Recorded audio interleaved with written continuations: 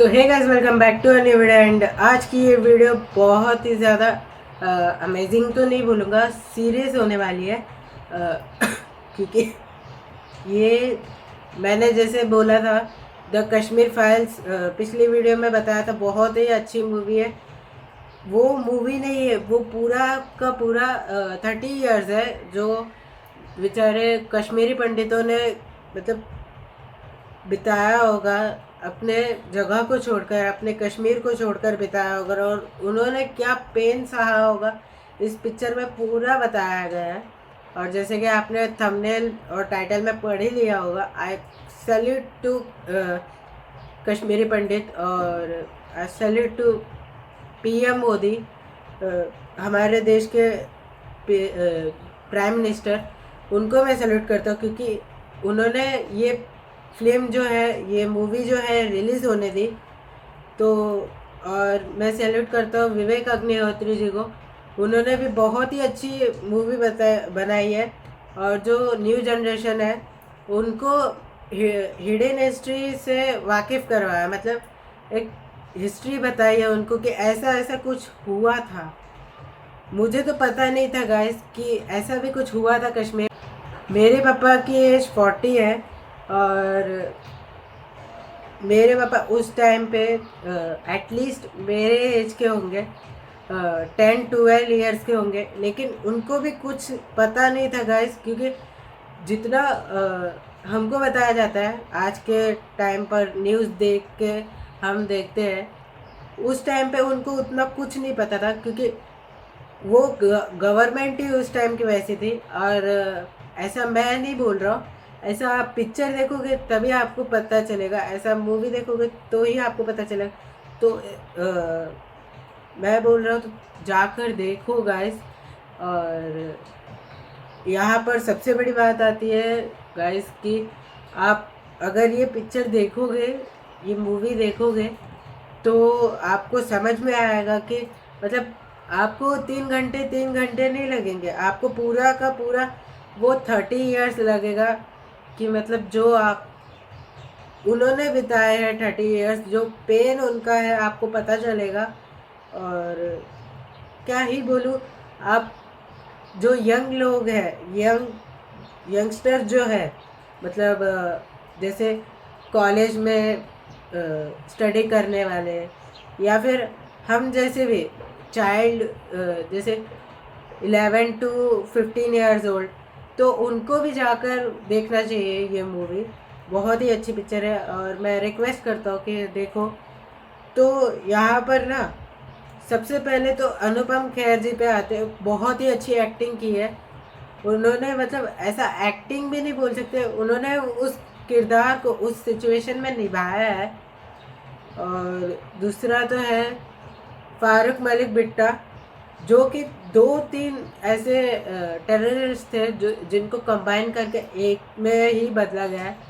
Actually ये दो जो टेररिस्ट थे वो मैं नहीं बताऊंगा आपको, वो पिक्चर में ही देखने को मिलेगा। तो इसलिए बोल रहा हूँ जाकर देखो पिक्चर। और सबसे मेन बात तो अब मैं खुद पर आता हूँ कि मैं इस मूवी की पूरी कास्ट को ही ड्रॉ करने वाला हूँ, 1-2 कैरेक्टर्स को नहीं, पूरी कास्ट को, मतलब पूरे 6-7 लोगों को ड्रॉ करने वाला हूँ। लेकिन यहाँ पर मैंने शिवा पंडित को ड्रॉ नहीं किया है क्योंकि वहाँ पर स्पेस नहीं था। तो आई रियली सॉरी। तो चलो यार बनाते ड्राइंग। 18, 19, 20, 21, 22, 23। आप पर एक इल्जाम है कि आपने ढेर सारे कश्मीरी पंडितों की जान ली है। जी। कितने लोगों को मारा होगा आपने? 20-25। अगर वो आपसे कहते कि अपने सगे भाई को मार दो तो? मार देते। और आपसे आपकी माँ को मारने के लिए कहते तो मार देते? मार देते। उसके सामने हम अपनी माजी की कोई बात नहीं करेंगे। मतलब no mention of exodus? No exodus नहीं, जेनोसाइड। देखो कौन है, कृष्णा। रात तक कश्मीर छोड़कर जाने को कहा है। हमारे लोग मर रहे हैं सर। कश्मीर चल रहा है, खुलेआम कश्मीरी हिंदुओं का कत्ले आम हो रहा है। पंडितों को किसी ने नहीं भगाया, वो खुद भागे, गवर्नर से मिल गए। जहाँ शिव सरस्वती ऋषि कश्यप हुए वो कश्मीर हमारा था, जहाँ पंचतंत्र लिखा गया वो कश्मीर हमारा था। तू जानता ही क्या है कश्मीर के बारे में? Kashmir has never been an integral part of India and this is a historical fact.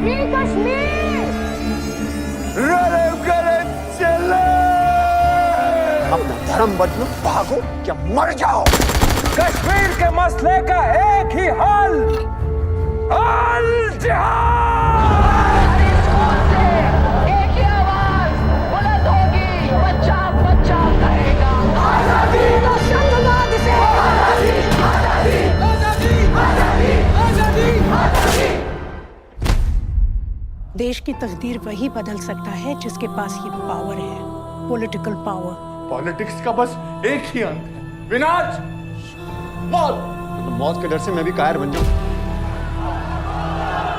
और मुझ पर फटा था, तुम पर नहीं। पद्मश्री मुझे ऐसे ही नहीं मिला ना, पद्मश्री आपको सरकार ने खामोश रहने के लिए दिया। आजादी is a song of terrorism. It's an anthem of free Kashmir, exactly like Jan Gan Man of India. जब मासूम लड़कों को गाड़ियों से बांध कर घसीटा जाएगा और उन पर रेप चार्जेस लगाए जाएंगे तो ये सताए हुए लोग गन्जे उठाएंगे सर। कश्मीरी पंडितों ने तो कभी कोई बंदूक नहीं उठाई। क्यों? And we'll never allow Kashmir to be an integral part of this country. चाहे उसके लिए आग क्यों न लगानी पड़े। This is the time for justice, Krishna.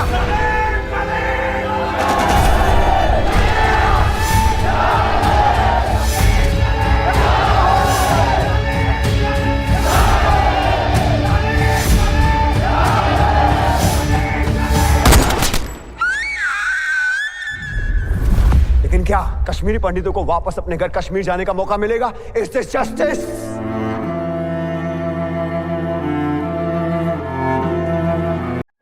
So guys, अपनी ड्राइंग बन चुकी है और बनने के बाद कुछ ऐसी लग रही है, आप देख सकते हो। गाइस, आप इस ड्राइंग को कुछ भी बोलो, मतलब इनकरेक्ट बोलो या फिर प्रॉपर नहीं है वो भी बोल सकते हो, लेकिन जो मेहनत गई है ना इस ड्राइंग में वो बात अलग है। इस ड्राइंग में मुझे 2 डेज लग गए और प्रॉपर बनाने की कोशिश कर रहा था, बट अपने आप में वो अलग बात है कि इतने सारे कैरेक्टर को ड्रॉ नहीं कर पाया, बट पूरी मेहनत लगी मेरी और यहाँ पर कुछ ऐसा रिजल्ट निकल कर आया है। और यार थोड़ी तबीयत भी ख़राब थी मेरे, इसलिए मतलब होली का ब्लॉग डाला उसके बाद ही मेरी थोड़ी तबीयत ख़राब हुई और आप मुझे गले से पहचान सकते हो, मेरे आवाज़ से पहचान सकते हैं। तो बस इतना ही कहना चाहूँगा कि आपने ये मूवी देखी कि नहीं कमेंट में बताना, और मेरे लिए नहीं गाइस तो इस मूवी के लिए एक लाइक कर देना और मेरी मेहनत के लिए भी लाइक ही कर देना, क्योंकि इसमें मुझे 2 दिन की मेहनत लगी है और बहुत ज़्यादा